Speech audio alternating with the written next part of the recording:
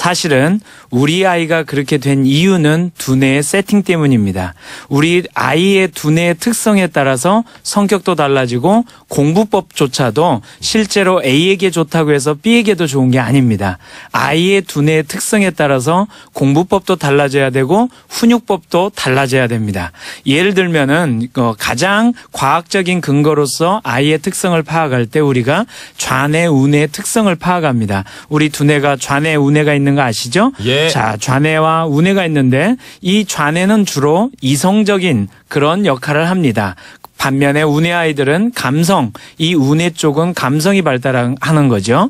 그래서 좌뇌 쪽이 발달한 아이들은 이성적인 걸 좋아하기 때문에 논리적인 걸 좋아합니다. 논리적인 걸 좋아한다는 건 꼼꼼하게 따지는 걸 좋아하겠죠. 성격이 좀 꼬장해지겠죠. 반면에 우뇌 아이들은 감성적인 걸 처리하는 걸 좋아하는 우뇌가 발달했기 때문에 직관적입니다. 그래서 우뇌 아이들은 이런 경우가 많습니다. 공부를 시킬 때 엄마가 이렇게 얘기합니다. 시험 때 이거 잘 나오니까 잘 들어. 한 줄 설명하자마자 아이가 바로 반응합니다. 엄마 나 이거 알아. 그래 한번 풀어봐. 근데 왜 안 풀리지? 이게 바로 직관력만 발달한 우뇌 아이들입니다. 그래서 우뇌 아이들에게는 실제로 선행학습이 독이 되기도 합니다. 선행학습이 무조건 좋은 게 아니라 우뇌 아이들은 건넘기 쉬운 우뇌 아이들은 선행학습이 독이 되고 거꾸로 좌뇌 아이들은 꼼꼼한 거에 비해서 사실은 이해도가 조금 느립니다. 느리다 보니까 먼저 선행학습하는 것이 좌뇌 아이들에겐 유리합니다. 이처럼 공부라는 거 혹은 성격까지 전부 다 반대 성향도 있고 전혀 다릅니다. 물론 중요한 것은 좌뇌와 우뇌가 100대 빵 이게 아닙니다. 6대 4도 있고 7대 3도 있고 8대 2도 있고 왜냐하면 좌뇌 우뇌가 사실은 완전히 별개가 아니라 좌뇌 우뇌 사이에 다리가 있습니다. 우리가 다리를 교량이라고 하죠.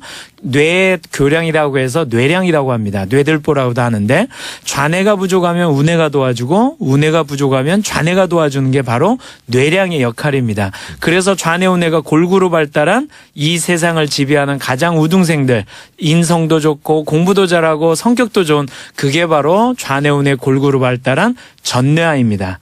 다만 문제는 무엇이냐? 초등학교까지는 사실은 초등학교 한 4, 5, 6학년 이상 되어야만 이 뇌량이 구실을 하기 때문에 그전에는 좌뇌가 열리면 우뇌가 다치고 우뇌가 열리면 좌뇌가 다칩니다. 그러다 보니까 초등학교 때는 한쪽으로 치우치죠. 좌뇌야 우뇌야. 그래서 그 특성에 따라서 부모가 어떻게 학습을 또 생활을 코칭하느냐에 따라서 이 아이의 습관이 평생을 가고 그 습관 때문에 인생이 달라질 뿐입니다. 그래서 중요한 것은 무엇이냐? 진정 훌륭한 부모는 학원을 열심히 알아보는 부모가 아니라 우리 아이에 대해서 연구해야 됩니다.